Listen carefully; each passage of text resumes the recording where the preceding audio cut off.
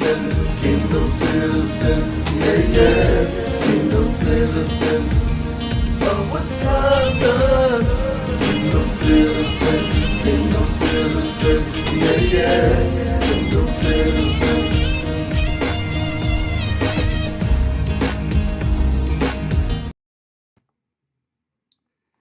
Greetings in the name of our Lord and Savior Jesus Christ. This is Dr.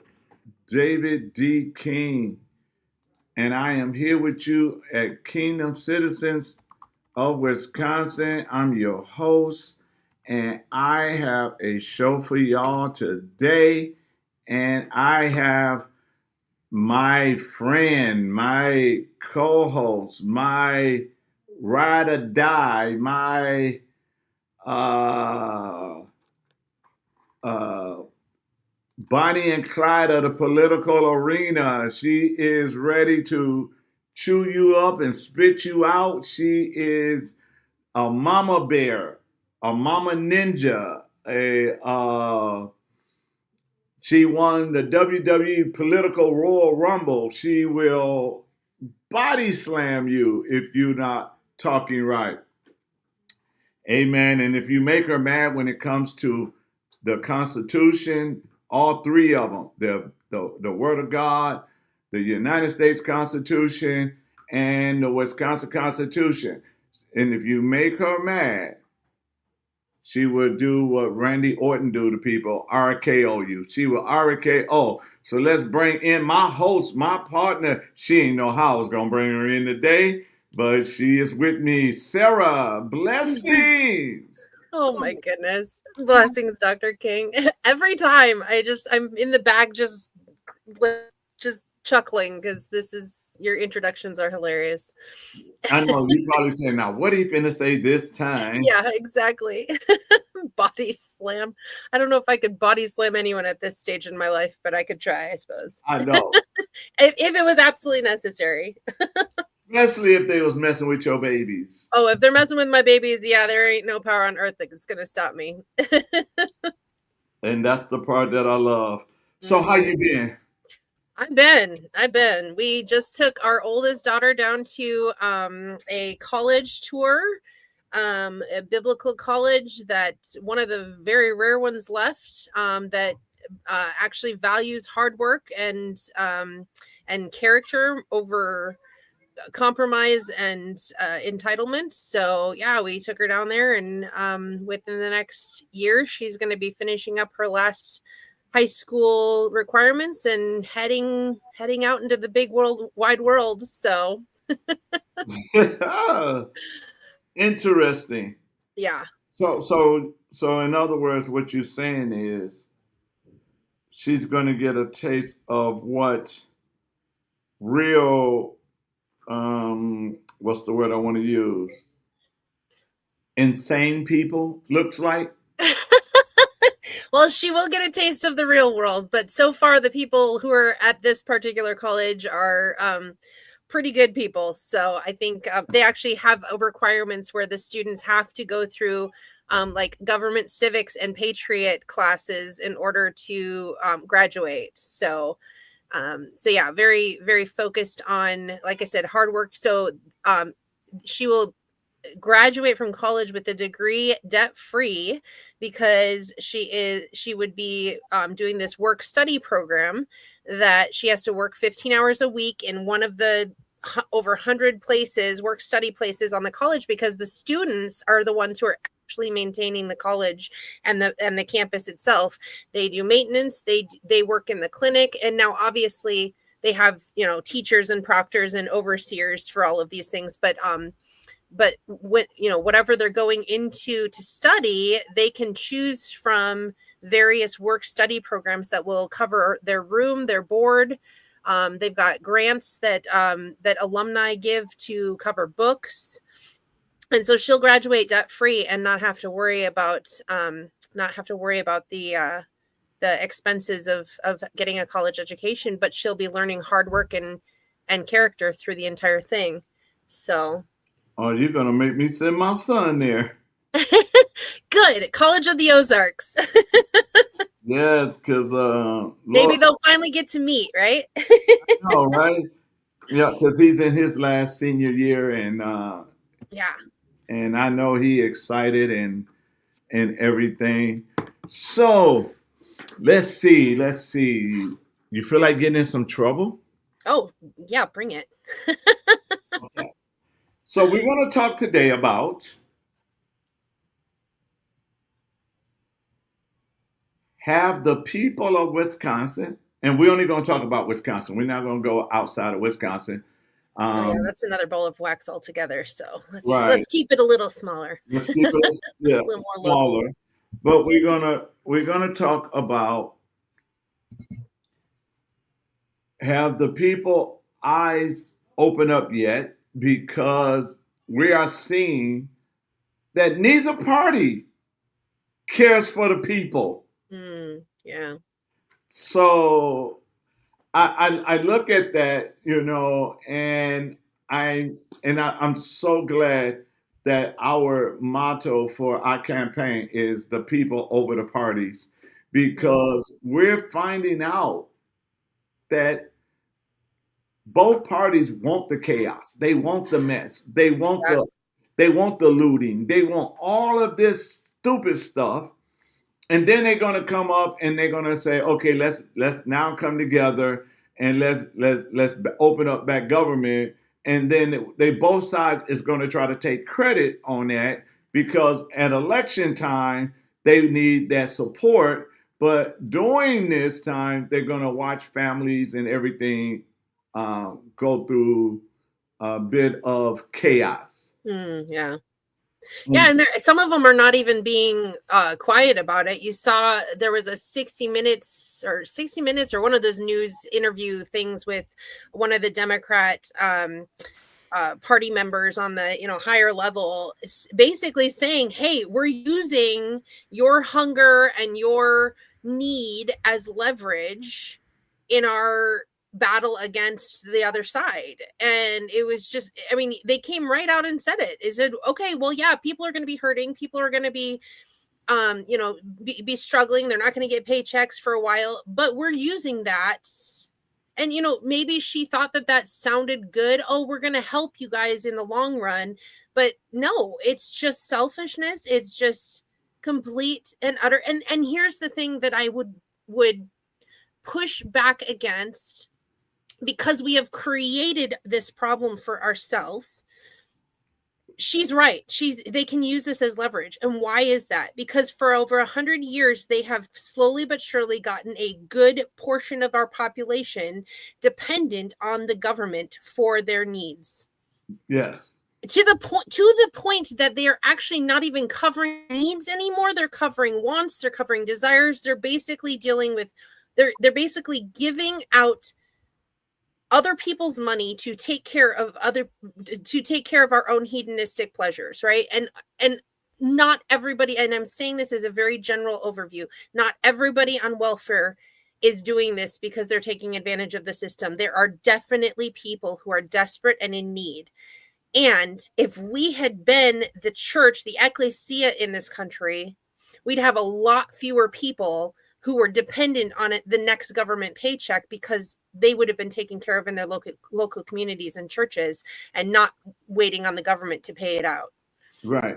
And And so this is there are definitely people who are desperately in need right now. I just talked to a sister-in-law of mine who has government worker friends who they're not sure if they're going to get groceries this week, right? right, And that should not be happening. And so they have, fortunately in that area, they have a really great church that reaches out and fills needs for these families.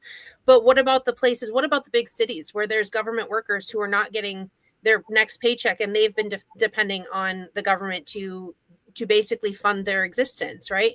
This is not how we are supposed to be working. And like I literally was going through different quotes by the founding fathers and everything. And one of the things, Thomas Jefferson, my favorite founding father, he's like, I predict future happiness for Americans if they can prevent the government from wasting the labors of the people under the pretense of taking care of them. And this is exactly what he was saying right then. This is 250 years ago, guys. 250 years ago, they were already predicting what would happen if we allowed the government to, under the pretense of taking care of our general welfare, started making us dependent upon them. We should not be a nation in that position right now. We should not be having our Democratic governor in Wisconsin complaining about the Republicans holding everything up and making people starve to death.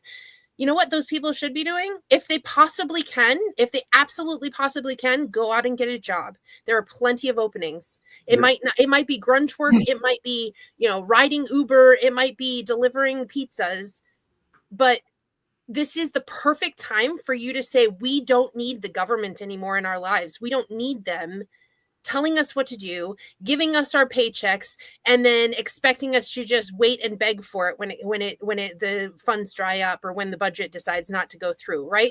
Like, we have created our own crisis, and this is exactly what Jefferson and the other founders warned us again. Our government is not something we are supposed to depend on. It is something we are supposed to restrain to its proper function. And that proper function is defending and protecting the God-given rights of its citizens. How are they defending and protecting if they are holding hostage your ability to provide for your family? And and I'm glad you put it that way, because see, you got one side, and like you say, she didn't know, she didn't realize what she was saying when she said it, but she also hoping that you didn't realize what she was saying. Yeah, you're hoping she didn't realize what she was saying, but I have a sinking feeling she knew exactly what she was saying, and she was trying to make it sound like, oh, look, we're trying to help you guys out. Ultimately, it comes down to, no, we're holding you hostage until we get what we want. And you know what they want? They want money to go to LGBTQ stuff. They want money to go to DEI and equity and inclusion. They want money to go to pay for the medical welfare of people who have broken the law to get into our nation and are overwhelming our systems. Right. And we, the taxpayers, are supposed to be funding that? Right. Heck no. and I look on the other side, and I heard them say, oh, we can win elections. All we're going to do is blame the Democrats on this. And I'm sitting there like, you guys are literally playing with people's lives. Yeah. To try to make a good look for yourself. But you know what I don't see? And this is the problem that I have. I don't see neither side in Wisconsin saying, hey, we have a $2 billion rainy day fund program. Yeah. While they're being immature in DC, we can feed our citizens. Yeah. No, nobody is saying that, because, and this is why I love saying people over party, because I believe that they all got together and they all planned, because the ones in DC is not keeping the ones in office in Wisconsin ignorant on either side. And I think that they should be like, you know what, we can't do this to the average person, the average family.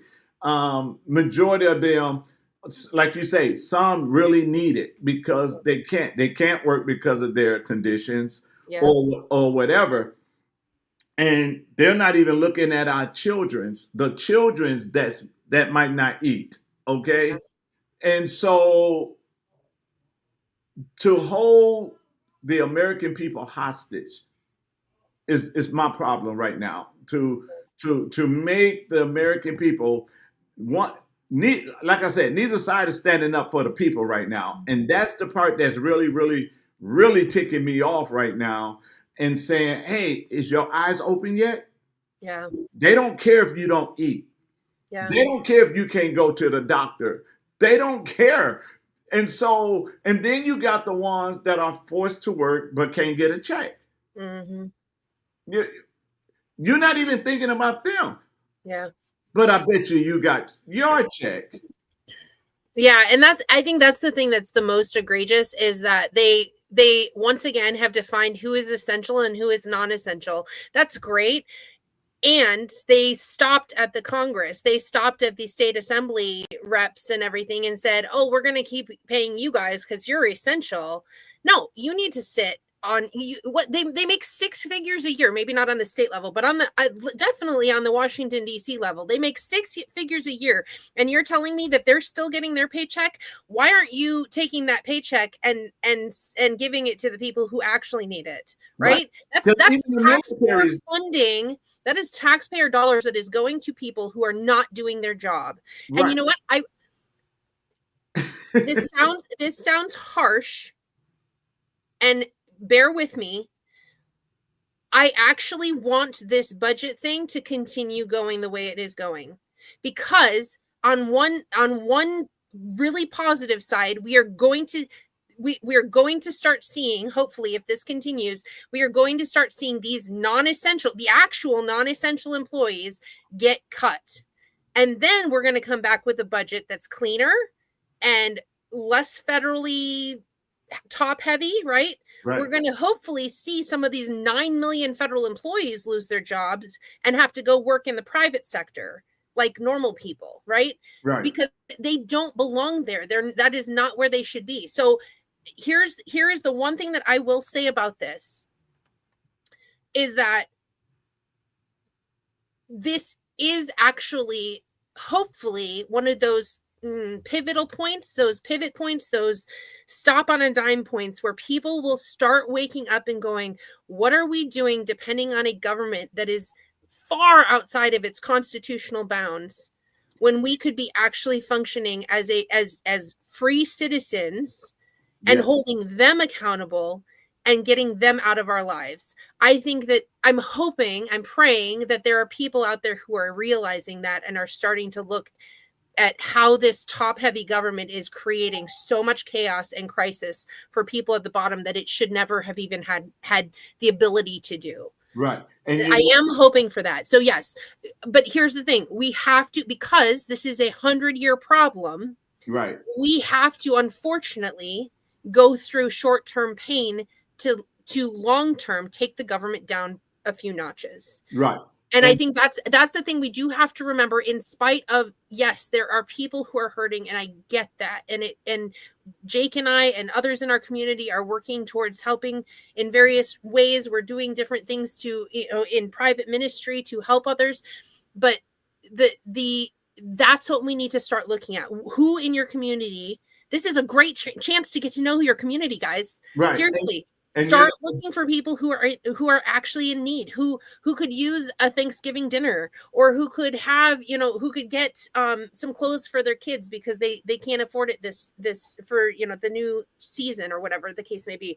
Let's start looking for those ways and start slowly weaning ourselves off of government dependence. I'm glad you said it that way, because I hear the mommy and you come out, and so, but that's something that we're doing. We decided. I preached a message on Saturday. Kingdom citizens, you're up. Mm-hmm. It is time for you to do what we supposed to been doing. Yeah. In our communities, to do some things. So there's some things coming up in our community that we're preparing for as well. Yeah. But I'm glad. I don't want to say I'm glad, but I'm glad, because I know people are hurting. Yes. I know people are going to suffer. I know some might end up going to jail. I know some might try to take another person's life because they're desperate. But that part I'm not glad about. The part I'm glad about is the government, from state and federal, showing their true colors to the people, right? Yep. And it goes hand in hand with, you see this? Mm-hmm. This is my literature. Nice. On the back, it says, the people over the party. Mm-hmm. Let me read what it says on the literature. You ready for this? Okay. I know you agree with this. So let me read it, though. It says, we must conduct an exodus from both parties, not out of rebellion, but out of conviction. When the left and the right both fail to serve the people, it is time to rise above the division, true change won't come from choosing a side, but from choosing a new direction, one rooted in true justice and and the good of all. Mm, yeah. This is what they're pushing us to do. To say, Yeah. you know what? And I wish, but because the government is shut down, they can't do it. But I wish we can do a recall on everybody in DC, and I wish that we put people in there that will make everything a two-term, just two terms. Yeah. Get in there and get your butt out of there. You done made a life in there, and you're hurting people more than you're helping them. And Yeah. and I believe that we need to get it to a place where, and the people eyes got to open up. When I look Mhm. at a mother who's struggling and she barely can make it, and those that are on Section 8, they might get put out because the landlord want their money, and if they can't get their money, you might have a whole list of evictions based off of something they didn't even do. Yeah. So, and then you have to look at it where if they do decide to go out and help others or go out and get a job or go out at the beginning of it, they can't survive because why? The government is going to come in and snatch everything away from them in the beginning. So they don't Mhm. even give them a chance to get on their feet. And, Yeah. so, and Yeah, the way they've set up the welfare program, you have to stay under a specific um yearly annual income. You have to stay under it in order to stay on these benefits, but it's barely enough to keep a family alive, and so therefore you have to find a really good, decent, replacement for that. And here's the thing, if you're able-bodied, you can do that, right? You can work in anybody can do a temporary thing to get out of a mess that they've gotten into, right? right, And I'm not saying that these people and that all of these people have gotten into the mess by themselves or that this was their fault or anything. I'm saying there's enough blame to go around. We can stop focusing on that. Let's focus on the fact that if you are able-bodied and you want to experience true freedom, there are so many opportunities today to find that, right. right? But And again, you're going to have short-term pain to get there. right. But you got to understand one thing though. Unless the church rise up, right? And say, Mhm. we will hold a children ministry in our church because we know if you go get that job money is going to put you over that limit. Mhm. You don't have nobody to watch the kids. Right. So we have to put stuff in place. That's what happened when you're in your office. Uh, we have to put stuff in place where we can help them. It's Yeah. scary. It's scary to try to just jump. Uh, Oh yeah, for sure. I mean, there's fear in stretching yourself in ways you've never been stretched before, right? right, There's even discouragement in knowing you're going to be working a 9 to 5 job making minimum wage to pay the bills while you get yourself on your feet and figure out another career that moves you with your passion and with your God-given purpose in ministry. But the mindset has to shift, right? right. But You you have got to, you you got have to shift that mindset to say, I am not entitled to any of this. These are gifts from the Lord, not the government. right, And if I want to experience the freedom of that, the freedom and the what's the word? The um life-giving nature of those gifts that God has given, then I need to go through some of the bumps and the hard times in order to get there. Jake and I have been on government assistance before. When he had injured his back early in our marriage, I was pregnant with our second child, and we had nothing. We had nothing in savings. We were paying off debt, and so every extra penny went towards that debt, and we had nothing.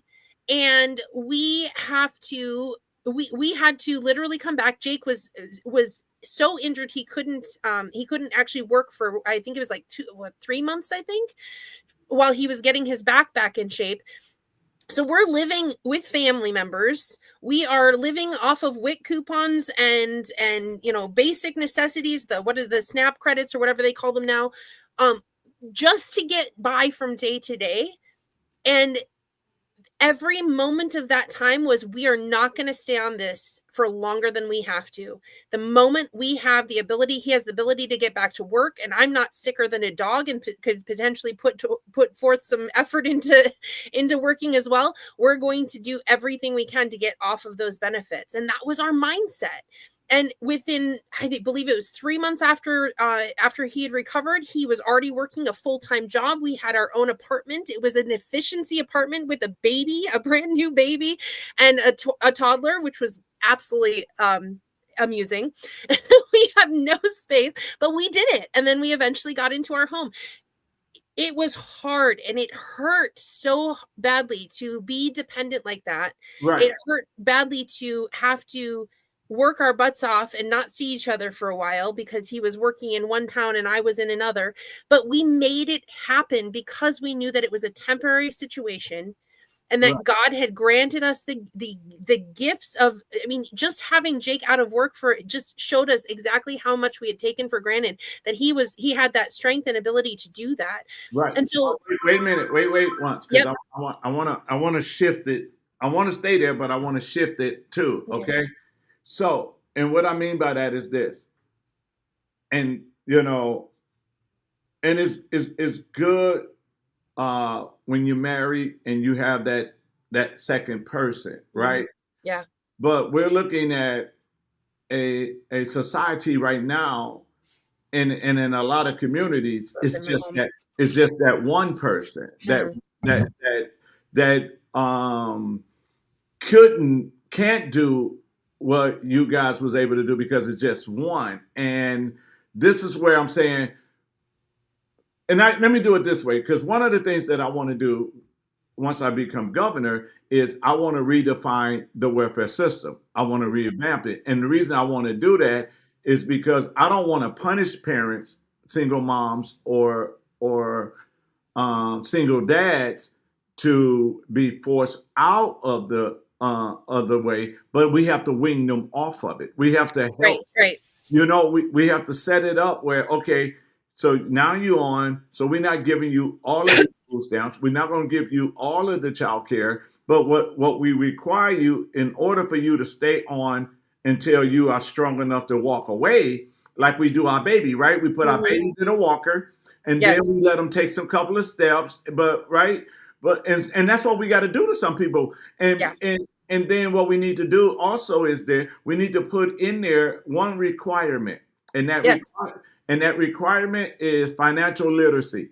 Yes. How to handle your money now, because you're not getting as much as you was from us. How do you budget with the food? How do you budget with your child care? And Dr. King, this is an amazing story. Listen, have listeners listen to some of the Dave Ramsey debt-free screams that they do, that they've done throughout the years. They constantly reiterate, it is not a math problem. If it was a math problem, you wouldn't have even gotten into the mess you're in. It's not. It's a spiritual problem. It is there's a single parent problems and institutional things that have created this crisis for people. But Dr. King, I talked to, this was during the COVID situation, when we were going into the school board and trying to get them to just show some sane thinking, rational thinking over the whole situation. And there was a mother that I talked to for over an hour. She was a single mother. She'd been a single mother for a good few years. A couple of her kids were almost out of high school. Five children. She was working 3 jobs and homeschooling them. Right. Now, Dr. King, many people have told me over the years that it is impossible for them to think about homeschooling, and they have a husband who's with them, right? Their mothers were like, it's impossible for me to think about homeschooling my kids, getting them out of this garbage school system that is teaching them to go right back into the welfare system that you're trying to get out of, right? And this single mother of 5 is doing her absolute best to to give her children a better example. You think of Dr. Ben Carson. His mother was a single mother working in the ghettos. She couldn't read, and she forced her sons to go to the library to read books and give her book reports every week so that they would get out of the system that she had been stuck and trapped in for years. She was, 80 years old when she finally got her college degree? Right. But what an amazing experience. You said a key word. You said a key word. And I'm so glad it came out of your mouth, that it came out so eloquent too. You said trapped. Yes. Okay? Yes. They're trapped. Yes. And when you trap someone, right? It's like, I have seen it where it's like, and let me tell you what happened, okay? I got a friend of mine. This young lady was working with around us and with us, and she was on the welfare system, and he was trying to tell her how much of a trap the welfare system was. Yes. Right, and she couldn't see the trap. She just thought, "Oh no, they're there to help," because that's how they make it seem. They make it seem like we just here to help you. So he asked her a question. He said, "How much is your child care, and how much do they pay?" And she told him. Yeah. He says, "How much food stamps you get?" And he told him. He said to her, "I'm gonna give you a raise that will cover your child care and your food, but I need you to go get off the system, right?" Yep. Well, she went down there, and they kept her for 4 hours trying to talk her into staying on the system, on how much she need them, and how she won't be able to make it, and how, I mean, it went from her case manager to the case manager supervisor to the supervisor talking to her on this, and she says they weren't even excited that I'm starting to make enough money. Yes. To be self-sufficient, that they telling me that they're putting me on, they want me to stay on the system. So when you look, here's why, because it's an incentive for them. They get their money based on how many people they've got in the system. That's where they get. It's the same thing with the children and families stuff. They get their money. The children and families branch of the DHHS gets their money from putting children into foster homes. So their entire system is based on how many people they can make dependent on their system. Right. If they lose people on the system, they lose their funding. So here's a brilliant idea. Let's wean these people off the system and get these departments and unconstitutional welfare systems. Let's make them irrelevant. Let's make them absolutely non-essential, right? We're talking about non-essential. Let's make them non-essential. And right? This is the thing that I love, because you hear the Democrats say they want to grow the government because they want to take care of the people. They want to grow the government. And you hear the Republicans say, well, I want to shrink the government, but they don't know how they want to shrink it, right? Yeah. Here's the way you can shrink government. If we redefine the welfare system and deal with the social issues that is destroying our communities, and build stronger families, help independent get off the government system to become more self-sufficient, then guess what? You can shrink government, because you would not, like you're saying, we will not need those programs, right? Yes. But we don't want people. We need you to stay on, because if you stay on, then I know you're going to vote for me, because I'm giving you that bread and water. Right.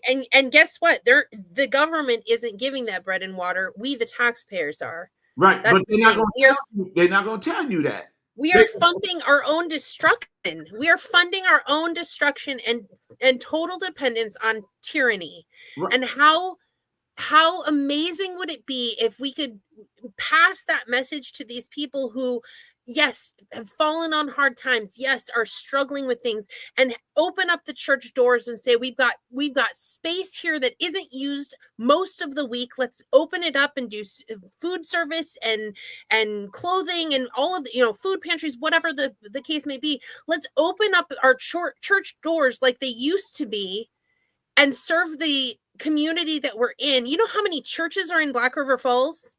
So what you're We saying? got hundreds of we got multiple churches all over. We got a church on every corner and two bars to balance it out, right? Let's get those church doors open so the bars can close. Let's Oh, get wait, those wait. church doors open so that the welfare system can shut down, Oh, right? what you're Let's saying? shut this down.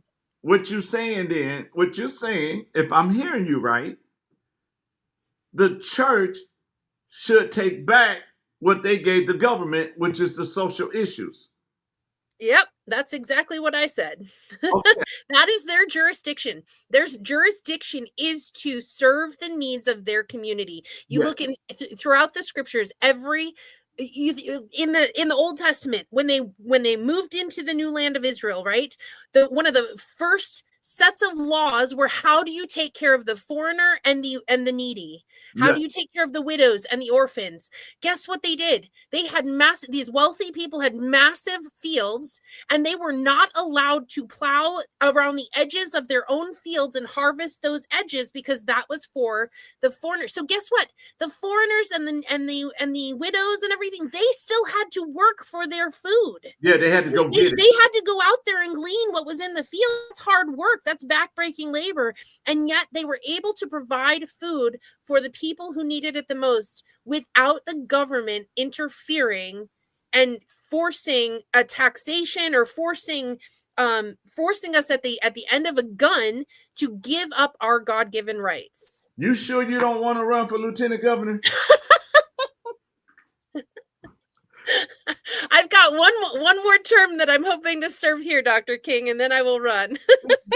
You need to come on, because but you're absolutely right. And until we, this is why I love the every believer. I don't care what your denomination is. If you tell me you believe the Bible, then and if I ask you how much of the Bible you believe, and you say I believe all of the Bible, then you would start to vote different, because the Bible says when the righteous uncompromised are in authority, right? Yeah. Then the people rejoice. Yes. Why? Because they're going to make sure the people are taken care of. Uh-oh, somebody already said, I would vote for you. Sounds good. Woohoo, I've got support. I'm trying to get her to be my running mate, but we got to save the people. So we need her to be the running mate. And who said you can't run 2 terms? You can still run that other term. We got a state to save, because there's so much going on, and it's divine by the wickedness. And let me say it this way: government is not wicked. No, it's the people who are in charge of the government that are wicked. Yeah, and so they've forgotten the fact that our founding fathers stated this very clearly. Men are not angels, and therefore they must have government. So the government itself is not the problem, right? That has to be in place. But it also says men are not angels, and so therefore government needs to be restrained. They forgot that second part. They just thought the men aren't angels, so they need government.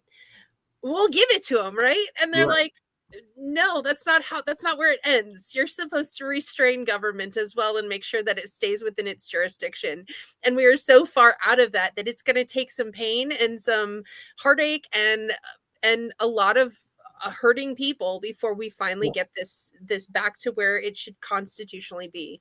And we have to put people in office that is going to really focus on solutions and not pointing fingers one to another, because that's a way. We did not elect you to go point fingers. Right. I don't elect somebody based on how loudly they can complain about their opponent. That is not why I elect you. Right. We did not put you there that we're going through this. Yes. We're this is why I love the Bible. I love it because every time you put a godly person in office, a real godly person, I ain't talking about somebody go to church or they use church but I'm talking about a real godly person. Yeah.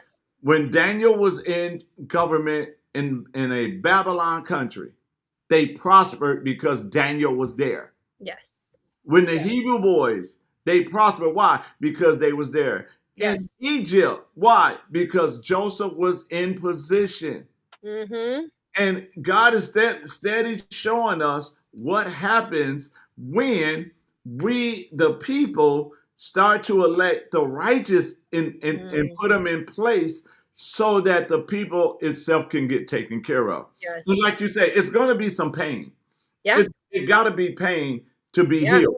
You And got here's my thing. I know a lot of what I say sounds harsh and unfeeling or not, but compassion is not um is not just going and giving everybody a hand out, right? That is not what compassion is. It is seeing the needs and understanding and having knowledge and wisdom on what needs you yourself can fill, and then going and doing that thing. That is what compassion is. It yeah, isn't a I'm going to give you a handout and make sure all of your needs are met and make sure you get all of your entitlements. No, that is not compassion. And that's what the government keeps trying to tell us, is that what they're doing is compassionate, right? It isn't. When you enslave a person, that is not compassion. when right. you when you chain them down by your requirements and by your taxation and by your anti-God rhetoric, you are Mhm. not showing compassion. You are showing handouts, and you Right. are showing that you are selfish and greedy and immoral. Yes. And so this is why we've got to reclaim these words. We've got to reclaim the message, because compassion is looking and seeing the needs that you yourself can meet and meeting them. And that may be in your local community, that may be running for office, that may be waking your churches up in the area and saying, Lieutenant hey, let's do a coalition, let's get some soup kitchens going, let's do, Governor. you know, Lieutenant whatever your passion is, turn that into compassion and meet those needs as you see them. I we Lieutenant would be a much what? Governor. Lieutenant Governor.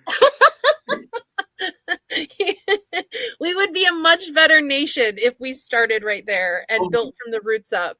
Right. You're absolutely right, but I got to keep saying that, I Lieutenant. know. But you know what? Here's the thing, though. It's just like you say.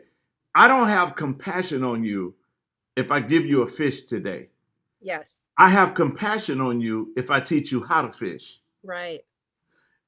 See, if I give you the fish, then you're depending on me. Yes. But if I teach you to fish, you're depending on yourself, Yes. and you don't need me anymore. And then the bonus is showing you where the best fishing holes are. Exactly. And you don't need me anymore. Why? Because I'm teaching you how to fish. Yes. And Right? that is not asking for us to all be independent of one another. This is actually a way to bring communities together more strongly, to merge them together, to mesh them more closely, because we are not constantly burdened under the weight of the government's requirements of us, and we are burdened under the weight of God's absolute love for us, and our desire, because he loved us first, to love others through that, right? Like, Yes. isn't that a better way to reach the world, to reach our communities and our nation, right? Is when we are seeking to serve, not because we are duty bound, but because we have a creator God who loves us and gave us the right and the privilege and the honor of being part of his kingdom and building his kingdom from the ground up, not from the top down. Mm. What So what what an amazing honor and blessing that is for us to be able to take part in that. yes, and I think that um, I don't know how should I say this, but um, if we belong to God, it is not our job to make people depend on us, Yes. but it is our job to empower the people, Yes. give them the information they need to that they can become self-sufficient, that they can go after their dreams, right? So you know what I tell people now? I say you have a right to life, liberty, property, and the pursuit of happiness. We putting Mhm. property back in there. So I'm Yes. not I'm putting it back in there. You have a right to, and Yes. people need to understand that they have these rights, that Mm, nobody, not even the government, should hinder you. And yeah. and I mean, I can't ask a mother of four to go and get a job paying minimum wage because that's only 7.25 an hour. And they'll look at me like, you crazy. I get more Mhm. than that staying on the government. But Mhm. if I can empower her that she can go get one that's making $20, $18 an hour, that's Yeah. a start. You know what I'm saying? Yeah. Yeah. And so it's our duty to inform, empower, um, and guide the people Yes. to a better life. That's Yes. To me, that's what real government is. Yes, exactly. It is staying out of the way as much as possible so that there are freedom gaps that we can walk into as individuals, as families, as nation, right? Like that is the whole point of government. Yes, we need government obviously, and the government should be so limited so much that we can fill in those gaps with the freedom that God has given us to serve others around us who don't have what they need, who, because I mean it tells us in the scriptures that you will always have the poor with you. That is not an indictment, but it is also not a Well, oh well, we'll wait, just wait, take wait. it for Stay right there. granted, right? Stay right there.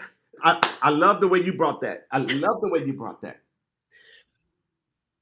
The Bible says, the Bible told us, yes, you're going to always have the poor with me, but I'm giving you an assignment for the poor that you take Exactly. care of the poor, right? Exactly. So if I'm going to take care of you, then you don't have to be poor now. Mhm. I can show you how to not to be poor. Mhm. Here's the information you need on how not to be, Yes. right? And Yes. why? Because not only they might be poor, but there's another scripture in there that says, and he gives you power, which means he gives you the ability to get wealth. You don't have to stay Mhm. on the government. He's give you an ability. We just Yes. got to find out what your ability is and lead you in that direction so Yes. you can get wealth. Yes, and taking them out of that poverty mindset and saying you have dignity by virtue of being an image bearer of the God of the universe. You have dignity and significance, and he has brought you into this world and given you a mission and purpose. Now let's go find it. Let's go seek it. Let's find You the better truth and stop. seek You it. better stop. You better stop because you gonna get me. Because that's the whole thing. This is why we need leadership in government on the mountain of government who understands this. Yes. Because our job is to set you free. Yes. Our job is to allow you to go and possess the land that you desire to possess. Mhm. God gave us authority, but He didn't give us authority over people. Yeah. And what the government done, they don't went and took authority over the people. Yep. Yet this is why they both is now pointing the finger. This one is doing this, and this one is doing this. This Mhm. one. Well, where's your solution? Why, for example, why the Democrats in Wisconsin ain't saying, Mhm. "Hey, y'all, we got a rainy day fund. We're gonna be the heroes, and we're gonna make sure y'all eat." Yeah. Why the Republicans ain't saying, "Hey, y'all, do y'all know we got a rainy? Let's force the governor to use the rainy day fund to feed the Yeah. people." Yeah. Because no, if either side do that, that's going to mess up their plan. Mhm. So it ain't like we don't have a solution. They Right. don't want to use the solution. Yeah.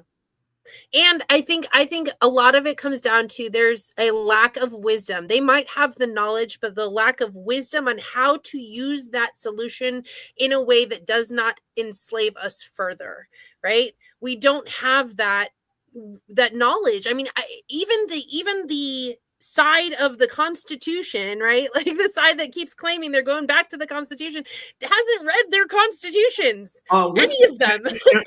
and which side is that? Because Yeah. they don't read their constitution like you say. But you Yeah. know what? I got another problem with that side. And can we talk about it for a minute? Sure. Okay. Here's the other party I have with that side. Mhm. That side claiming that they're like Charlie Kurtz, Yeah. right? Yeah. But they don't speak like Charlie Kurtz. They don't Yeah. use Christ's name in nothing. They're not Yeah. trying to get people to come to Christ. They're not talking like he was talking. They're not sharing the gospel like he was sharing it. But Yeah. how can you, and I see they got those signs now. I Mhm. am Charlie. You are Yeah, not we are you're, Charlie Kirk, yeah. yeah, you're not. But you playing on Mhm. people's emotions right now. Yeah. Here's something. I am Sarah Peloquin, and I'm going to hopefully follow in Charlie Kirk's footsteps and build the kingdom in the way that God has created me to build it. Right? Like that should be what we say. I'm not Charlie Kirk. I will never be Charlie Kirk. Charlie Kirk was an exceptional man for his time. Right. And he was still not perfect, but I will stand on the shoulders of Charlie Kirk and hopefully be able to make my own mark in the world with God's blessings and grace and be able to minister in the place that he has me. Right. I'm Sarah Peloquin, and I'm good with that. And I've said like this: I am Dr. David D. King. I am an ambassador for the kingdom of God, representing my King, Jesus Christ. Mm-hmm. And I'm not trying to be like nobody else, because we all have a different assignment. Yes. And the thing, my problem is we're hurting the people instead of helping the people, no matter what side it's on. So it's time to do an exodus. It's time to say, you know what, enough is enough. Y'all done played with our life too much. As a father, that if a father, father, because if I don't want to say man, I want to say father, because if you're a father and you don't have money to take your kids to McDonald's, that's a hurting feeling. If you're a father and you come in the house and you know there's no bread in that house and there's no meat in that house, that's one of the worst feelings ever. Mm. I shared this testimony on Saturday. I'm gonna share with you. I ran into a young man on the streets, and I was like, "Man, how you doing?" He was like, "Man, I ain't doing, and I'm finna go rob somebody." Mm. And I was like, "You finna what?" He said, "I'm finna go rob somebody." I was like, "Why you finna go rob somebody?" He said, "Because ain't no food in my house and my kids gotta eat. So I don't want to rob nobody, but I gotta go rob somebody." Mm. And I said, "I tell you what you do. Take me to your house. And if you take me to your house and I see that there is no food in that house, I will take you grocery shopping." Yeah. He took me to his house. They had nothing in the refrigerator. When I say nothing, not even an old can of milk, nothing in the refrigerator, nothing in the cabinet. So what I did, first I took him, and to deal with the first issue, food. I took Mm-hmm. it and I got him food for the family. We went grocery shopping. The second thing I did was I took care of the problem of why there was no food, and I got him a job. Yeah. You see what I'm saying? Oh yeah. and again, that goes back to what I was saying about compassion. That was compassion. We don't feed it, we don't give a drunk a drink, right? We buy him a meal and we get him cleaned up and we get him weaned off of that alcohol, right? Right. The same with people who have been on and again, I'm not saying you're drunk if you are on welfare, but it's the same concept. Right. Is you are so dependent on a government to serve you that when they are unable or unwilling to do so, you don't know what else there is out there. So let's wean you off of that addiction to the government dependence, and let's get you the things that you need, not things you want. Those will come later. Those will come later when we have covered the four walls, right? Food, transportation, housing, and a job, right? And clothing. Right. And we will cover those first, get you on the path, and then you go do the work you need to do to keep that path moving forward. And that is compassion. That is pushing people in the direction gently and with love and respect, in the direction by giving them a hand up to get them out of that feeling of despair and I can't do anything and I'm going to go rob somebody, right? That's taking them out of that mindset and saying, no, there is a better way and we're going to help you get started. We're not going to hold your hand through the whole thing, but we are definitely going to be there to support you. It's like a father teaching his child to ride the bicycle, right? They start with their hands firmly on the handlebars. They hold their child until that child feels comfortable and then goes, okay, you can let go a little bit. And then you have your hand on the seat of the bike, right? And you're just kind of helping to guide it. And then at some point the child goes, I'm done. Let's go. And you let him go and they ride, right? That's exactly how we have to, we're basically returning to a form of childhood where we have been living on the milk of the word or on the milk of the government for so long that we need to have that support in the beginning to get started, and then our job changes as they expand their horizons and see a different mindset. You know, I like the way you said that with the bike, because sometimes with the bike, they'll think you still got your hand on it, and you Mhm. done took your hand off Mhm. because they didn't realize they was doing it by themselves. Yep. And that's why we got to revise the welfare system so we Yes. can help them wean them off. Because I was telling people the biggest drug right now in our state is not fentanyl; it's dependency on the government. Mhm. Yep. So we have to wean those people off. Yeah, fentanyl is just a symptom of a greater disease. It's a symptom of the moral decay and degradation of our nation because we have treated the government as God for so long that we have forgotten our God. Well, And see, once we get that mindset changed back, we can put the government in its proper place where it can do the job of getting fentanyl out of our borders. It can right, do the job of doing all of those symptom work. We're working on the roots and the foundation, right? yeah, and I was saying to the people, right? The government is like a drug dealer. Mm-hmm. They get you free. They give you free first, Mm-hmm. and then they get you hooked. Yep. And now you're trying to get off, and they say, "Oh no, you owe me too much. You got to stay right here." Yeah. And so when it's election time, they go to the people and say, "Oh, they're taking your free stuff." Oh yeah. They're taking it all away from you. Yeah. Oh, and you know what else? While we're dealing with that, I want to revise the our medical system Mm-hmm. in Wisconsin, because I Yep. believe that if I'm going to pay for medicine from a state level, then I think I ought to pay for holistic to prevent the medicine, to prevent people getting sicker. I, Mm-hmm.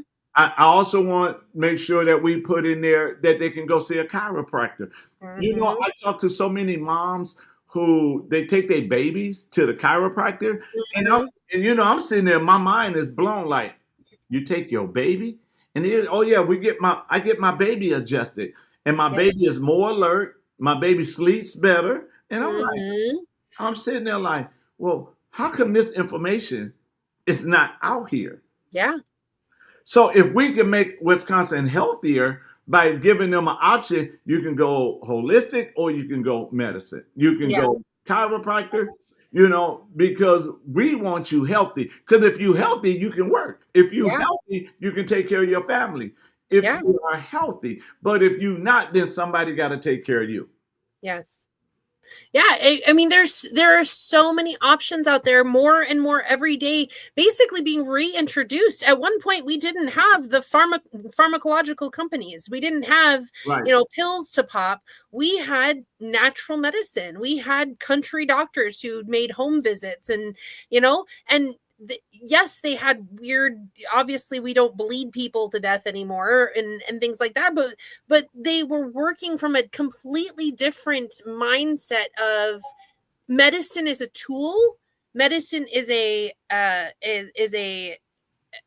help, but ultimately it is God who is our healer, right? And we've lost that. So again, I'm seeing it over and over and over again. Every institution of man has to be taken under the command and keeping of God.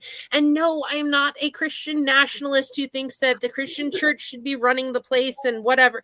Like, that is not what I'm getting at. What I'm saying is that as individuals and communities and families, if we acknowledge the Savior God, the Creator God, as the ultimate authority, then we vote people in who acknowledge that same thing, and so they put government in its proper perspective under every jurisdiction, under education, under politics, under medicine, under science, under all of these aspects. Yes. And we are getting people into those positions who not only acknowledge but are unafraid to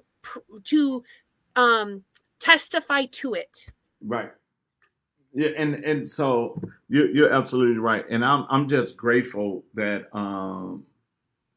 I fear God over man, and that I can stand up and just say what needs to be said. Hopefully, people's eyes are waking up, are opening up, and I'm believing that if we really, really take time as a father, as a mother, as a sibling, looking over your parents, your grandparents, and say, Mhm. wow, you know what? the government do not care about us. The government. Somebody said, "Who is this?" Oh, I already know. Ah, that's my husband. Yes, I knew it when I saw that. Yep. But we have to take it back. You Yep. know, and I always tell people, they say, well, the devil runs the world, and I'm like, no, no, no, no. If you go read Luke chapter 4, verse 5 and 6, the devil said you delivered it to him. And Mm-hmm. now we're going to take it back. And Yep. and so, hey, Jake, I want to see if you agree with me on something, Jake. And if you agree with me, Jake, type in Sarah for lieutenant governor. If you agree with me, Jake, we got to take our country back by taking our state. Jake will say something to the effect of, "Oh no, she's your competition, Dr. King, for governor." Come on with it, then. But type it in there, Jake. Type it in there, Jake. Sarah for lieutenant governor. Type it in there, Jake. That Oh my tag gosh. team like that, we'll take this state. Type it in there, Jack. Type it in there. But Oh my goodness. I know I ain't got it all. Y'all already know that. But you're right though, and we have to begin, especially the body of Christ, to help your community, like you said. Yeah. We are doing a Thanksgiving for the community. Mm-hmm. Those are in shelters, those that's ain't gonna have less fortunate, and we're rolling it out with the spirit of excellence. I mean, they're going to come in there and experience something they never experienced before. Yeah, We even going to have a violinist there playing music for them, and that's I awesome. mean, we're going to let them understand and know that they're going to taste heaven for Thanksgiving, Yes. no matter what their problem is. We're going to make sure and then after that, we're already really going to be getting information from them to figure out what else do they need, how we as a church can step in There and you help go. them. So yeah, we got some stuff planned because Awesome. And there's got to be sweet potato pie, of of course. course, got to be the sweet potato pie in there.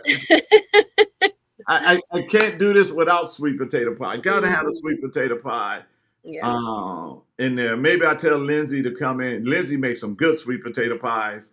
I gave her a black card because she can make sweet potato pies. And Nice. but yeah, we have to. I thought J Rod was gonna jump in. I was gonna tell J Rod to type it in there. Jake be Yeah. like, no, I'm not gonna do that because she might jump me when she get offline. So, oh, I love that. That's This- wonderful. Thank you, Jake. I appreciate it.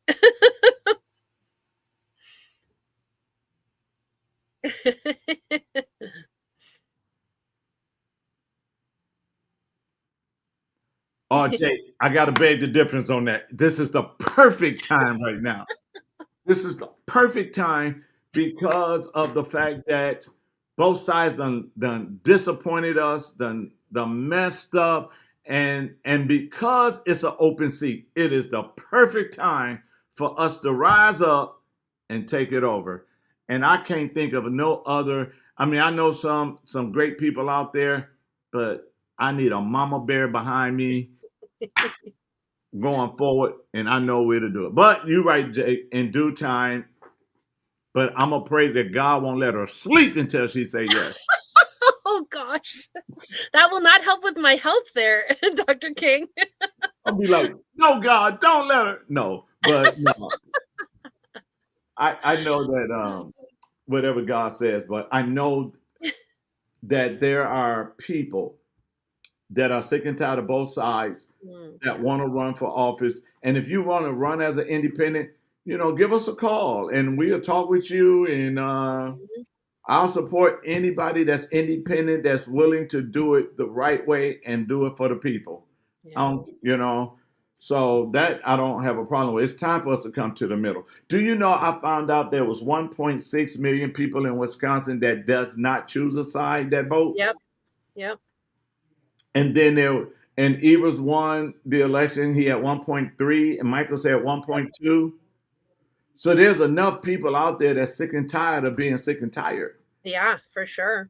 For And sure. and so we just got to line up and get them going. So, Yeah. but any final words? We over an hour already. Well, let's see. I've got to see what my favorite quotes are today. Give me 1 second. Uh-oh, favorite quote. Here we go. So now I gotta go I've get. got so many of them. So now you're gonna make me go do something. Okay, fine.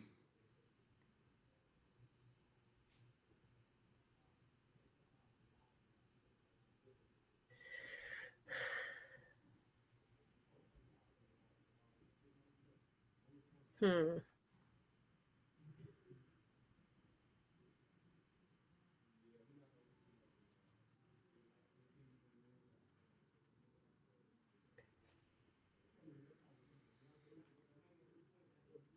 You got it?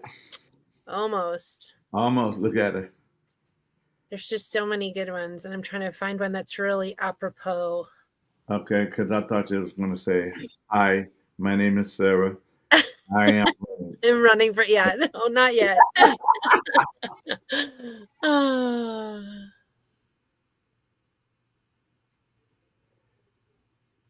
Hmm.